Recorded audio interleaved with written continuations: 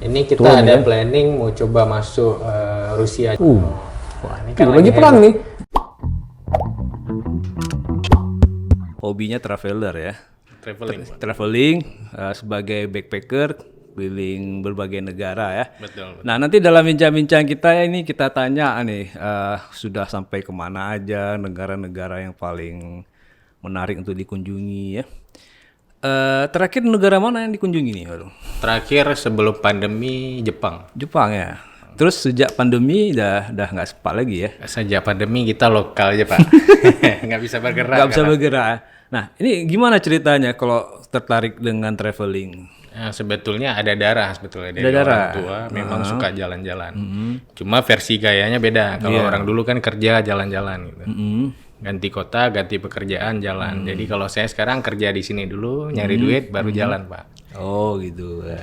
Nah sebutan untuk yang gaya jalan-jalan kayak Bahrul ini kan backpacker ya. Bisa di apa nih Bahrul ceritakan apa bedanya backpacker dengan traveler biasa gitu? Atau sebenarnya sama aja, cuma istilahnya aja yang dibuat lebih catchy gitu. Sebetulnya backpacker nih kalau dari sejarah ya. Nah, dulu kan orang-orang kaya nih bawa koper nih. Jadi backpacker nih orang-orang yang ngelakuin itu semua sendiri. Jadi travel itu independen. Mulai dari angkatan sendiri segala macam. Jadi terpilihlah backpack ini karena dia lebih ringkas Pak. Jadi mudah dibawa kemana-mana. Ada kaitannya dengan biaya juga? Ada. Ada. Apa lebih murah? Lebih? Ya udah jelas lah. Koper berapa harganya, backpack berapa Pak. Tapi kan kalau pergi sendiri ini kan gini nih, pergi sendiri yang nggak tahu jalan, nggak tahu ini, nanti tersesat. Malah ujung-ujungnya banyak habis biaya. Ya seperti itu. Enggak, karena kebanyakan backpacker ini kan research dulu Pak. Oh, research. Penelitian dulu sebelum Nggak boleh jalan. pergi langsung. Nggak boleh pergi langsung Pak, itu nekat. Jadi dulu itu kan belum ada GPS, belum ada Google Map. Dulu kita itu ada peta dan kompas, memang seperti itu. Jadi kalau keluar MRT di luar, kita lihat dulu mana utara, jangan salah belok nanti Pak. Oh, oke. Jadi kita research dulu, biasanya paling cepat kita 2 hari ya untuk destinasi mudah. Paling lama sebulan. Risetnya nih, baru jalan. risetnya. Riset. Oh, baru mau jalan. kemana aja nanti sampai sana. Nanti kita kasih juga waktu sekitar setengah hari atau 1 hari itu untuk menghilang aja, get lost gitu. Get Lost ya, saya teringat judul di stasiun National Geographic nggak salah itu nama acaranya Get Lost. Get Lost. Ya, pokoknya dia pergi ke satu kota ya jalan aja Jalan gitu aja. ya. Mau kemana sampai lah gitu ya. Oke, ini dulu kuliah di mana baru? Kita di UIN Malang, Pak. Win Malang. Kok jauh kali itu? Itu nampaknya ada pengaruhnya dengan suka-suka pergi ya kali ya. Pilih kuliah jauh. Kebetulan anak satu-satunya cowok. Jadi kalau dapat izin itu kan susah. Jadi ya itu caranya. Jadi alasan kuliah tapi sambil jalan-jalan. Oh, gitu. sambil jalan-jalan. Curi-curi ya. Malang itu kan kota wisata ya. Betul. Oke, nah ini kan udah banyak lah ya. Saya banyak nggak? Banyak berkunjung ke negara-negara. Lumayan, Pak, lumayan. Oke. lumayan. Nah dari sekian banyak itu, bisa nggak baru sebutkan 3 negara yang paling menarik dan kalau bahasa anak Agol wajib dikunjungi sebelum Anda meninggal gitu. Kalau saya petakan ada 2 aja Pak. 2? Jangan banyak-banyak. Ya. Oh gitu ya. Oke. 2 karena itu yang dominan berbeda. Yang pertama tuh India Pak. India. India menarik untuk dikunjungi. Menarik. Terus yang kedua Jepang. Jepang.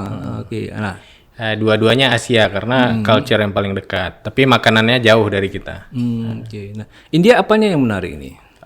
Menarik dari segi budaya. Mereka tuh punya kesamaan. Tapi juga ada kesamaan dan ada perbedaan jauh dari Indonesia. Jadi pengalaman kita tuh nggak henti-hentinya dalam berpikir ya. Oh, setiap hari ada merasakan pengalaman Pengalaman baru. Ya. Jadi Tapi kok apa ya? Ini bukan mau menjelekkan India. Betul. Banyak cita-cita negatif tentang India. Misalnya ada copet, penipuan, dan segala. Betul. Itu gimana tuh? Mungkin ada pengalaman di sana? itu memang betul Pak. Kita turun dari airport aja mau ditipu sama supir taksi. Dan itu biasa lumrah. Lumrah. Memang kita udah siap. Kebetulan waktu traveling pertama itu dengan kawan. Jadi dia udah pahami, dia diajarkan. Terus bagaimana jadi seperti orang India atau jadi seperti orang asing di India. Itu kayak mana maksudnya tuh? Jadi kalau jadi orang asing di India itu, jadi kita bagaimana supaya nggak dicopet segala macam. Kita orang asing. Terus bagaimana jadi orang India. Jadi kalau masuk tempat wisatawan nih, tiketnya lokal gitu. Kan? Oh, mungkin kita apa ya? Pura-pura familiar lah dengan tempat, nggak lihat-lihat sana, lihat sini, itu nampak kali tamunya ya. Betul. Ternyata bisa bahasa Hindi itu nggak perlu. Nggak perlu.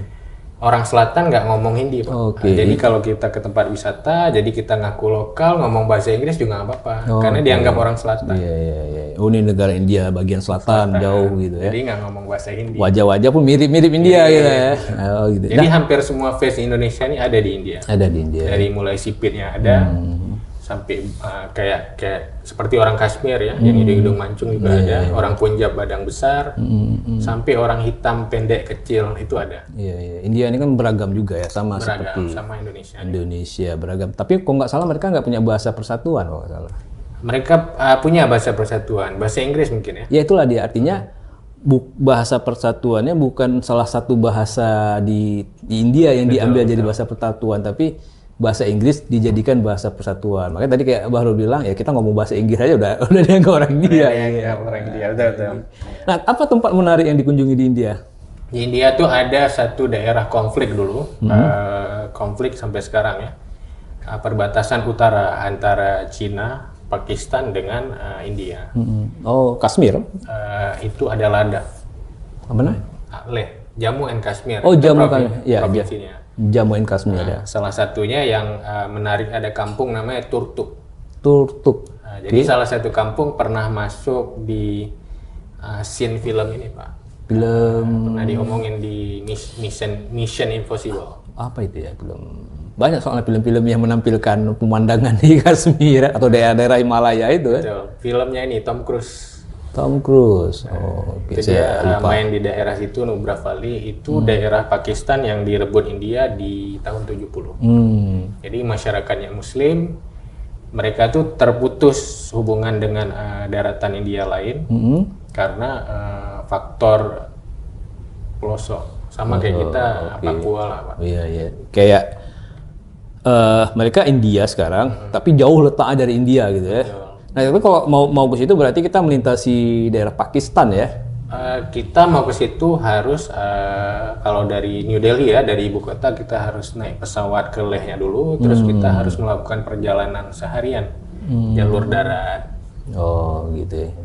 Nah, kalau soal makanan kan di ini nih, saya sering lihat di internet tuh street food dia tuh geli-geli serap juga. Ada pernah coba ya?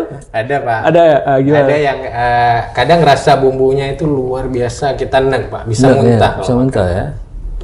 Saya pernah lihat mereka makan lobak mentah-mentah gitu. Betul. Lobak cuma mungkin dicelup dengan saus terus dimakan, Masya Allah.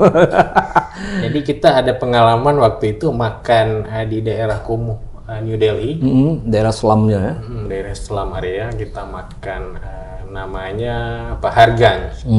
Jadi kita makan hidangan pagi itu, ada gerobak, terus sapi juga ikut makan di sebelah.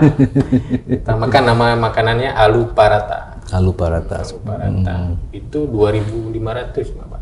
Terus kali satu porsi. 500 rupiah ya. Kalau nggak kenyang boleh nambah sepuasnya. Oh, bayarnya sekali, makannya boleh berkali-kali. Luar biasa. Ya. Itu menarik, Pak. Menarik ya. Lain jajanan lain ada? Ada lasi ya. Saya pernah lihat ini nih kayak apa ya, bulat kayak onde-onde apa gitu, terus dicelupin dalam cairan, terus dimakan gitu. Kayak ladu. Saya nggak tahu lah apa namanya itu. Cuman yang menjadi uniknya itu waktu pembuatan kuahnya itu kan tangan ikut masuk ke dalam. Higienis ya. Sebenarnya Pak di Aceh begitu juga. Iya, mungkin tapi nggak di ini. Artinya kita kalau buat makanan-makanan itu kan di dapur. Selesai baru bawa ke depan kan. Tapi kalau boleh coba nanti Pak kita pergi India, kita coba. Nih, bisa nih buat program ya. Terus kalau masyarakat India sendiri bagaimana secara umum karakternya? Secara umum mereka karakter sana terbagi kepada agama karena beda agama beda karakter. Oh gitu ya. Jadi yang Hindu terpecah lagi dengan kasta-kasta mereka, yang Islam terus yang lain-lain lah. Sana minoritas yang paling jelek itu di sana yang dianggap jelek ya, Kristen yang dianggap jelek, karakternya itu? Bukan karakter, maksudnya agama yang paling kurang peminat. Kurang pembinaan. Oh, artinya bagi mereka nih agamanya yang apa ini gitu ya, aneh nih. Aneh. Nggak usah diminati. Jadi paling besar tuh Hindu. Jadi karakternya beda juga, terbagi kasta lagi Islam. Jadi karakter itu terasa tuh. Jadi kalau ke kampung Islam tuh orang pakai gamis. Ya, gamis gitu. Kalau pergi ke kampung areanya orang Sikhism dengan pakai turban. Turban ya. Nah, kalau kita lihat di film India itu kan orangnya ganteng-ganteng, putih, mancung. Tapi kalau kita lihat di siaran berita lah misalnya atau di dokumen kok jauh gitu. Orang awamnya dengan minta-minta itu kok jauh gitu kan. Itu tipu daya inilah Pak. Sama di Indonesia juga artis kan kalau di Indonesia cakep-cakep Pak, cantik, kinclong. Tapi gini, iya oke, artis di Indonesia, tapi saya rasa bukan cuma di Indonesia, sebagian besar negara kalau bintang filmnya tentu yang cakep-cakep yang ditunjukkan. Cuma kan orang-orang masyarakat awamnya juga nggak terlalu beda lah gitu maksudnya. Kalau di India ini kadang-kadang perbedaannya terlalu jauh gitu. Saya pernah dengar nih mungkin ada sebagian masyarakatnya itu keturunan Khan tuh yang keturunan dari Shahrukh Khan, kekaisaran Islam zaman dahulu, kemudian di kekaisaran India yang asli ya. Betul. Jadi India tuh dari segi sejarah ada penduduk asli, kemudian datang penduduk luar, ngejajah, datang penduduk luar, jajah lagi, jajah, yang terakhir Inggris. Wah, Inggris. Jadi yang datang berikutnya itu ganteng-ganteng. Bisa jadi tuh. Ini kita kok ngomongin masyarakat India nih. tapi itu menarik kan? Karena gini. Bisa satu segmen. Iya, segmen. Artinya gini. Kalau Bahrul berwisata ke sebuah daerah, apa yang Bahrul cari? Tempatnya, masyarakatnya, makanannya, apanya yang dicari? Karena gini, ini tuh daerah Aceh juga sebenarnya. Karena kan kadang kita di Aceh ini bingung nih, apa yang mau kita sediain untuk turis ini yang apakah tempatnya, apakah karakter masyarakatnya, atau apa gitu? Sebenarnya yang dicari segala aspek, Pak. Jadi segala aspek kita cari. Kenapa? Karena ilmu pengetahuan yang pertama. Memang orang sekarang jalan-jalan, sekarang healing, Pak. Ini kan healing atau istilah anak-anak sekarang ya, healing ya. Healing tuh kalau menurut Bahrul didapat itu kalau kita senang, Pak. Senang itu kalau Bahrul ya apa yang bisa menjadi ilmu pengetahuan. Oh gitu. Jadi segala aspek itu dilihat. Dan kemudian apa yang bisa dibawa pulang. Iya. Kita bisa raba-raba juga. Oh gitu. Jadi pasti berpengaruh. Ya, raba apa nih? Ini udah mulai nih. Ya. Karena gini, ya memang kalau secara teori semua akan menjual apa yang bisa dijual. Kan? Tapi kan ada daerah-daerah yang memang udah spesifik apa yang udah dijual. Sebetulnya apa yang nggak kita rasakan di sini, yang berbeda dengan apa yang kita rasakan itu pasti menjual. Apapun itu, mau bentuknya agak negatif, apa bentuknya positif, itu persepsi aja Pak. India tuh kan kita nggak ngerasain kena prank setiap hari ya Mas supir. Terus nggak ngerasain macam-macam. Ada juga daerah tempat lain yang kita jadi artis. Sekarang kan boleh jadi artis. Nanti ada daerah yang kita jadi artis. Turis nih bule gitu. Orang luar minta foto. Dan itu ada tempat-tempatnya. Nggak melulu kita di sini aja yang merasakan begitu. Gitu. Bedanya adalah kalau di cara penataan India tuh unik ya. Berbanding terbalik dengan cara penataannya Jepang. Apa nih? Misalnya kalau apa yang mereka tata di situ yang uniknya? Kalau India kan mereka sengaja membagi kasta, itu cara mereka untuk menata masyarakatnya. Oke. Jadi bayangkan ada 1 M, berapa, 1 M lebih itu demo semua Pak. Jadi bayangkan tuh 1 M manusia melakukan demo itu kayak mana repotnya? Jadi sengaja di kasta bawah tuh memang tidak dapat pendidikan, mereka pekerjaan juga dibatasi. Jadi itu untuk menanggulangi Pak. Ini info ini dari mana dapat baru tahu?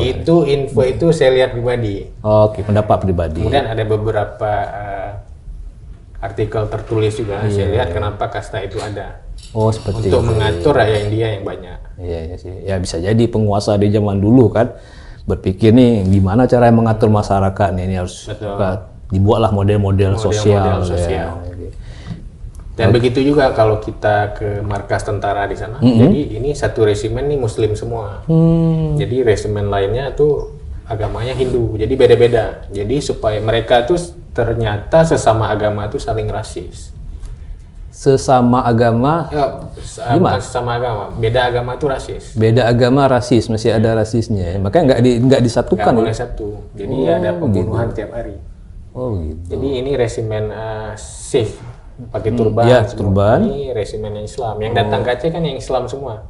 Yang masa tsunami, bukan yang mana nih? Yang kemarin di Sabang beberapa tahun yang lalu. Acara apa? Saya nggak kurang ingat lah. Tapi seperti itulah kita anggap ya. Jadi yang Islam semua. Jadi mereka memang ada gap. Jadi mereka menyatakan rasis itu secara terang-terangan. Oke. Jadi makanya ketika Islam dibantai di sana itu hal yang biasa. Bagi masyarakat sana tuh hal yang biasa. Karena memang pertempurannya jelas. Kamu musuhku gitu. Oke. Kalau di Indonesia kan nggak gitu. Sebenarnya makanan ya. Makanan ini kan salah satu aspek penting dalam turisme ya. Kita pergi ke sebuah daerah kan cari makanan ya. Ya kalau makanan yang nggak cocok, repot jadinya kan. Nah di India makanan yang paling cocok itu apa tuh? Nasi biryani apa itu? Lidah kita biryani. Biryani ya. Nasi biryani itu kalau yang halalnya bisa dicari di mana-mana. Area New Delhi itu di mana-mana ada. Tapi mereka tuh mudah nyari di lingkungan masjid. Misalnya, tempat nih majelis tabligh tuh, Nizamuddin. Iya. Terus Masjid Jama tuh ada tuh nasi biryani, terus kari kambing, kepala kambing. Seperti itu. Jadi nggak terlalu problem lah masalah makanan ya? Nggak problem, cuman ada makanan yang lain memang rempahnya lebih kuat daripada kita. Lebih kuat ya. Jadi mungkin kurang sesuai ya. Tapi boleh lah. Boleh lah ya, bukan hal yang nyusahin lah kok cari makanan di sana ya. Terus kalau lokasi-lokasi wisata, kan saya lihat banyak tuh tempat-tempat bekas peninggalan dari kerajaan-kerajaan kekaisaran dulu itu kayak Taj Mahal itu apa mudah dikunjungi atau? Mudah, hampir di setiap provinsi. Setiap provinsi ada ya. Palis-palis gitu ya, istana-istana gitu ya. Karena mereka kerajaan kan, untuk kerajaan muncul baru pindah ibu kota, jadi hampir setiap daerah.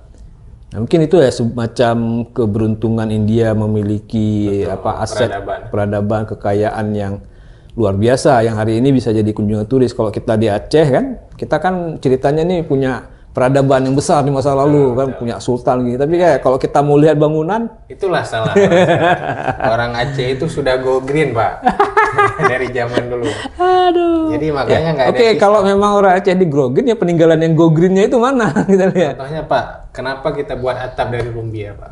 Go green tuh, Pak. Saya rasa atap dari lumbia di semua daerah ada. Sama, Pak. Jadi mungkin itulah intinya. Ya. Nah, saya menghayalkan jika seandainya Aceh dengan kejayaannya itu kan ada bangunan-bangunan besar yang bisa dikunjungi kan, yang bisa menceritakan bagaimana sejarah di masa lalu kan menarik ya untuk ya namanya juga tempat wisata kan salah satu jualannya ya bangunan gitu. Wah, tempat. Nah, kalau cewek India gimana? Ada nggak kenal-kenalan cewek India di sana? Masalahnya takut nanti Pak, ya? tinggal di sana, Pak. Jadi memang nggak ada misalnya nih kan ini penduduk lokal nih entah cowok entah cewek nggak ada keinginan untuk interaksi gitu. Ada sih pengen interaksi ya. Ada sempat interaksi juga dengan orang-orang di sana. Di sana tuh ada nama kawasannya, kawasan daerah orang-orang elit itu. Dia ada satu tempat memang kafe, kita gratis makan apa. Jadi ya kayak tempat orang-orang yang kerja gitu. Gratis mau makan apa aja disediakan, ada buffetnya, terus kita bisa minum teh juga. Itu biasanya kita ngobrol dengan orang-orang lokal gitu ya. Dan area situ hanya orang-orang menengah ke atas yang bisa masuk.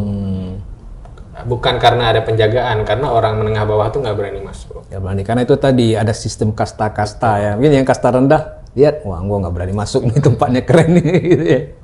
Ngobrol itu jumpa dengan orang pacaran juga banyak. Oh gitu ya, di mana-mana ya. Iya. Oke, tadi India nih. Nah, sekarang Jepang nih. Apa nih menariknya di Jepang nih? Dari makanan ya, makanannya jauh ya. Orang Jepang suka makan yang fresh, terus yang raw ya. Kadang dimasak juga pakai asam-asaman ya. Sama-sama.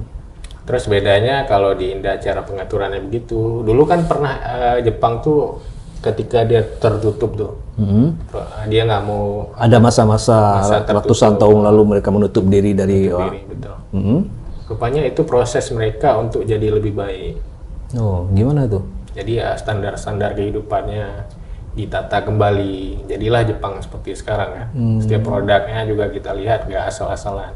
Di India begitu juga, dia punya produk bermacam juga. Ada yang kualitas sultan, ada yang kualitas penduduk biasa. Bedanya di India tuh banyak varian, di Jepang tuh nggak banyak varian. Tapi Jepang itu punya standar yang tinggi. Tinggi ya. Itu ya. Dari kehidupan, makanya nggak ada orang kena prank kan, karena itu.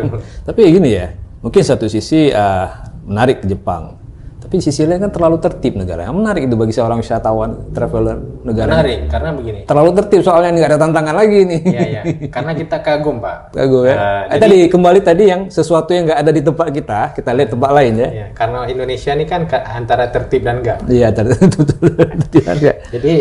Jadi kita masuk imigrasi aja, ketika mereka sudah rame, tiba-tiba ada petugas ngeluarin tab. Dia buat double antrian. Jadi sebetulnya kerjaan itu bisa dilakukan dalam waktu setengah jam untuk menghabiskan antrian. Dia bisa menyelesaikan 15 menit. Dia ngeluarin tab, dicek semua. Jadi nanti di counter kita tinggal di stamp saja. Semua selesai, dan itu membuat saya kagum. Efisiensi. Jadi mereka nggak terpaku sama protokol, prosedur. Begitu melihat sesuatu yang bisa diefisienkan, langsung bergerak gitu ya.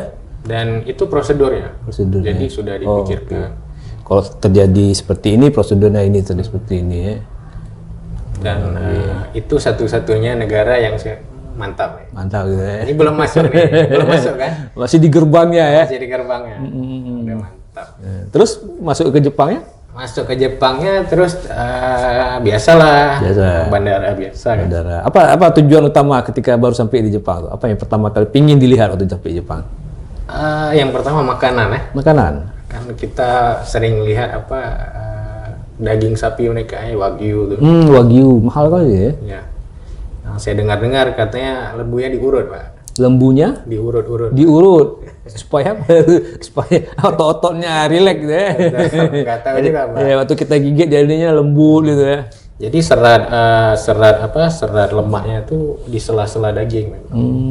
Jadi itu menarik. Mahakarya, bisa dibilang mahakarya. Jadi pengen rasa, memang bisa dibeli di Indonesia, tapi pengen dimasak sama orang sana. Jadi ketika sampai ke Jepang langsung cari restoran gitu? Enggak juga Pak. Enggak. Kan ada jadwalnya. Oh, jadwal. Dijadwalkan. Tapi itu di benaknya sudah pingin cari gitu ya. Okay. Terus mau lihat tourism, karena saya punya usaha di tourism juga, mau lihat ada usaha tourism ya? Apa travel? Punya travel Pak. Jadi pengen lihat nih manage-nya bagaimana. Terus ngarahin kota tuh supaya bagus untuk tourism tuh bagaimana. Dan mereka berhasil. Kenapa berhasil? Yang pertama, masyarakat mereka sudah tuntas dengan jadi begini, kita ada permasalahan di sini, follower nggak mau ngikutin leader. Follower tidak mengikuti leader. Wah, di sana itu udah selesai. Urusan-urusan gitu udah selesai. Nah, bukan hanya politik, misalnya seperti istri nggak ngikutin suami. Iya. Atau dalam rumah tangga lah. Di sana tuh udah selesai itu masalah itu. Kalau Perdana Menterinya bilang semua A. Gitu. Mungkin 1-2 ya enggak, itu biasa. 1-2 itu biasa. Terus dengan ada yang seperti itu, jadi akselerasinya cepat. Kalau mereka mau ini ada gitu. Berarti contoh aja Malaysia, mereka untuk pertumbuhan ekonomi pariwisatanya mereka buat ikon nih, tapi yang disuruh tuh BUMN-nya seperti Petronas, bikin tower dan lain-lain. Jadi semua di bawahannya ikut. Jadi Jepang ini berarti gini ya, apapun ide-ide yang dimunculkan sama pemerintahnya lah itu disahuti dengan positif lah ya, dengan betul. Gitu. Jadi mudah ya. Mudah. Sekarang mereka lagi menuju halal juga kan? Ya, halal food di mana-mana. Dan yang lucunya halal food ini, kalau menurut saya lucu ya, mau diterapkan di Indonesia atau di Aceh gitu.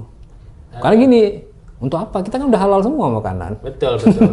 Sebenarnya persepsi salah tuh Pak. Jadi sebenarnya halal itu harus ada sertifikasi juga. Dalam artian kamu Muslim, tapi apa yang menyatakan Anda Muslim? Jadi dengan ada sertifikat, berarti ada yang dia bersaksi lah.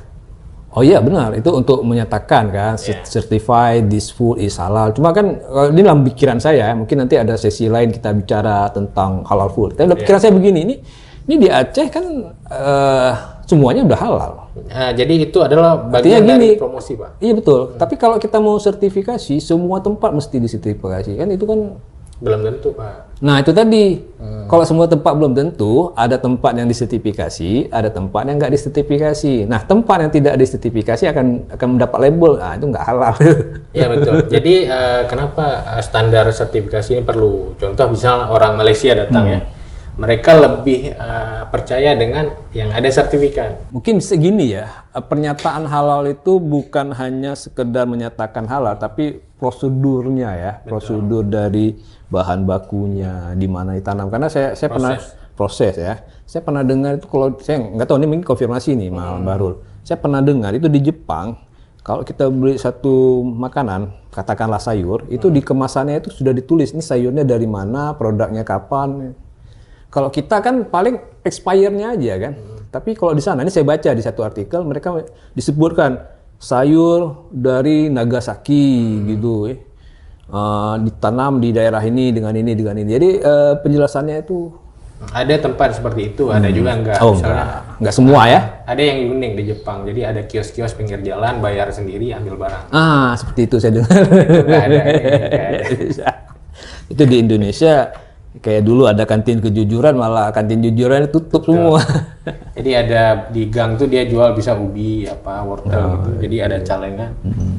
Jadi berapa 100 yen untuk satu itu. Jadi ambil kantongnya, masukkan 100. Oh gitu ya, ada itu sangat berintegritas ya orang Jepang ini. Dan kita tes juga waktu itu, ada kawan ketinggalan di Starbucks daerah Shibuya. Ketinggalan dompet ya. Terus setelah sejam kita balik masih ada. Sangat ini mereka. Dan itu bisa kita buat sini Pak, seperti lost and found. Oh ya, mungkin kita buat semacam departemen lost and found gitu ya. Ya mudah-mudahan nanti bisa kan. Oke, dari India Jepang mana yang lebih bagus? Mana yang misalnya ini kan sebagai seorang dari mana dulu? Dari enggak gini nih, ini kan ini pengelola travel nih. Saya konsumen nih. Bang Bahrul, saya mau pergi nih. Bang Bahrul rekomkan mana nih, India atau Jepang? Karena duitnya pas-pasan nih, pasti satu negara. Kalau budget terbatas India, yang budget terbatas India lebih dekat, penerbangan 5 jam. Oke. Harga di sana banyak pilihan, bisa lebih murah ya. 40.000 kita udah bisa makan di restoran ya. Kalau Jepang penerbangan 8 jam, bahkan lebih ya. Terus biaya sekali makan untuk halal 150.000. Oh gitu. Itu bento. Bento makanan sederhana itu ya. Tapi ada yang lebih murah. Kita beli ini. Sana tuh ada nasi yang dibungkus kecil, 15.000, 20.000. Nasi perang kalau di sini ya. Rendang. Ya oke. Jadi menarik memang nih wisatawan, karena kan income ya, income negara daerah juga kan dari wisata tuh ya, kegiatan wisata banyak sekali. Kalau memang ini dikelola secara bagus ya, ini akan banyak menghasilkan devisa. Nah, sekarang kita udah ngomong Jepang, ngomong India, ini ngomong daerah kita nih. Kira-kira ada peluang nggak nih? Ini real aja lah, jujur aja. Ada nggak peluang untuk bisa mengembangkan wisata? Karena kalau saya lihat ya, kayak susah peluangnya itu. Peluangnya ada. Yang paling penting adalah yang bermain siapa? Siapa yang bermain selama ini? Yang bermain selama ini sudah betul pihak swasta. Cuman harus ada regulasi yang tepat dari pemerintah ya. Regulasi bukan pemerintah, lebih tepatnya ini kepada orang DPRA ya. Regulasi yang menjamin pekerja. Misal nih pekerja asing yang masuk ke sini bagaimana, retribusinya bagaimana, itu diatur. Seperti Sabang dengan adanya pekerja lokal ya, dan masuk pekerja luar tuh bahaya. Jadi ada regulasi. Seperti guide luar nggak boleh mengguiding di sini. Ini dimaksud luar negeri apa luar daerah? Luar daerah. Oh luar daerah. Jadi ada miss cerita, miss apa menjelek-jelek. Itu bisa. Ini salah satu sisi dari dunia turis ya. Terus juga regulasi, misalnya betul-betul lah ditegakkan seperti nggak buang sampah sembarangan. Nah ini kacau nih kalau masalah sampah nih. Duit distribusi dikutip, tapi sampah nggak dikutip. Betul. Ini kalau menurut saya susah gitu. Makanya itu salah satu kenapa saya mikir ini susah nih kembangin wisata. Bagi kita orang lokal sampah mungkin bukan jadi pertimbangan ya. Tapi kalau kita mau mengembangkan lebih hebat lagi kan sampah jadi pertimbangan mungkin ya. Menarik ini, cuan itu ada sama turis negara-negara yang maju. Cuan itu ada sama mereka. Yeah. Mereka itu nggak datang kalau toilet kita jelek. Yeah. Mereka itu nggak datang kalau di sini belum ada punya fasilitas shopping yang bagus. Itu paling penting. Jadi bersih. Mereka datang. Bayangkanlah Masjid Raya, copot semua tuh Pak. Ya kita kan berharap selain mereka udah datang, mereka juga spending ya. Ya spending. Yang spending duit ke sebanyak mungkin lah kemana aja. Jangan udah datang nggak spending, bisa jadi nggak maksimal ya. Saya pernah lihat itu turis Malaysia. Kalau turis Malaysia itu kebanyakan kan udah agak udah berumur lah, pensiunan mereka atau apa. Itu mereka ke pasar Aceh, belanja tuh. Belanja habis-habisan, persis kayak orang Indonesia juga. Itu kan hal yang gembira lah ya. Gembira. Orang penjual gembira, semua jadi senang lihat turis Malaysia. Jadi penjual yang kurang omset gara-gara online, Pak. Gara-gara ada tourism laku. Iya. Jadi kalau supaya mereka spending itu kreativitas memang. Semakin lama mereka bertahan, minimal mereka menghabiskan akomodasi, transport sama biaya lainnya. Gitu ya. Terus mengenai lain-lainnya kreativitas lah Pak. Ya, supaya turis tertarik untuk spend ya, keluar. Wah ini menarik nih beli lagi ya, ini menarik nih beli gitu ya. Ya. Oke ini mungkin terakhir lah setelah kita panjang-panjang. Ada program apa nih untuk jalan-jalan ke luar negeri ini kan? Insya Allah Corona sudah mulai. Ini kita ada planning mau coba masuk Rusia Chesna lah. Wah ini kan lagi perang nih. Heboh-hebohnya tentara sana ya. Iya. Kita coba kalau bisa masuk. Maksudnya nih masuk ke daerah konfliknya atau? Bukan, masuk ke daerah mereka. Daerah mereka yang amannya lah ya. Yang amannya. Kalau konflik kan nggak mungkin. Memang suka area-area situ ya. Biayanya berapa tuh kok diperkirakan? Biaya paling mahal di tiket kalau menuju arah ke sana ya. Mungkin ke Turki untuk hari ini tiket mungkin sekitar 8 jutaan PP. Oh ke Turki? Itu ke Jadi Turki? dari Turki kita nanti naik pesawat ada, nggak usah ngomong brand ya. Boleh? Brand? Boleh. Ada Pegasus dan lain-lain tuh. Sekitar 1 jutaan PP Pak. Penerbangan 1 jam. Iya gitu ya. Dari Istanbul. Orang kita juga kan suka lah sama Turki ya. Jadi mungkin sebelum ke Rusianya nongkrong dulu Turki, jalan-jalan gitu. Kopi Turki. Kopi, cari info Rusia gimana tuh kan. Oke, selanjutnya baru pergi ke Rusia ya.